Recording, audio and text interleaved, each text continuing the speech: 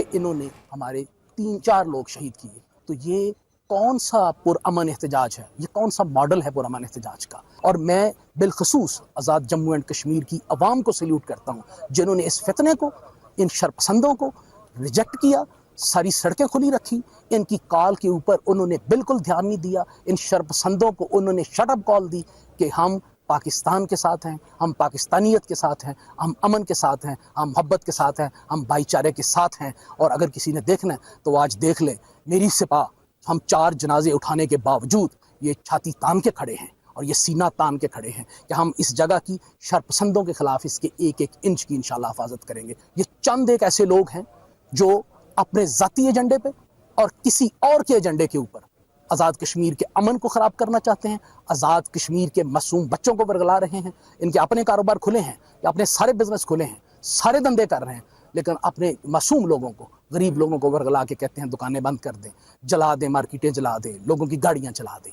تو یہ کھلی دہشت گردی ہے اور ہم اس علاقے کا، اس خطے کا امن، سلامتی اور سکون یہ تباہ نہیں ہونے دیں گے. اس کے لیے ہمیں خون کا آخری قطرہ تک بہانا پڑا تو ہم بہائیں گے انشاءاللہ.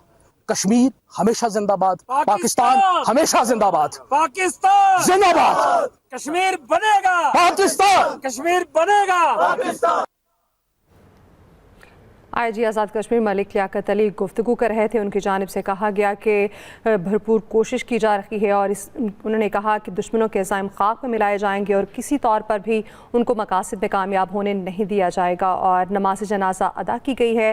شہداء کی نماز جنازہ سول لائن پہ پورے فوجی اعزاز کے ساتھ ادا کی گئی. کالعدم عوامی ایکشن کمیٹی کے پرتشدد حملوں میں شہید ہونے والے اہلکاروں کی نماز جنازہ ادا کر دی گئی ہے. شہداء کی نماز جنازہ سول لائن راولاکوٹ میں ادا کی گئی ہے اور یہ کہا گیا ہے کہ جنازے کے شرکاء نے شہداء کی عظیم قربانی کو خراج عقیدت پیش کیا اور یہ بھی کہا گیا کہ ان کی اس قربانی کو کسی طور پر فراموش نہیں کیا جائے گا. کالعدم عوامی ایکشن کمیٹی کے پرتشدد حملوں میں شہید ہونے والے اہلکاروں کی نماز جنازہ ادا کر دی گئی ہے. نماز جنازہ میں چیف سیکرٹری آزاد کشمیر، آئی جی آزاد کشمیر، اعلیٰ سول اور عسکری حکام نے شرکت کی. پرتشدد حملوں میں شہید اہلکاروں کی نماز جنازہ سول لائن راولاکوٹ میں ادا کر دی گئی ہے. پرتشدد حملوں میں شہید ہونے والے اہلکاروں کی نماز جنازہ ادا کی گئی ہے. کالعدم عوامی ایکشن کمیٹی کے حملوں میں شہید اہلکاروں کی نماز جنازہ ادا کی گئی ہے. آئی جی آزاد کشمیر پہ کچھ دیر پہلے بات کر رہے تھے. ان کی جانب سے کہا گیا سیکیورٹی فورسز آزاد کشمیر میں امن و امان کو یقینی بنانے کے لیے پرعزم ہیں. ریاست کے امن اور عوامی سلامتی کو چیلنج کرنے پر تشدد عناصر کے خلاف آئینی ہاتھوں سے نمٹا جائے گا.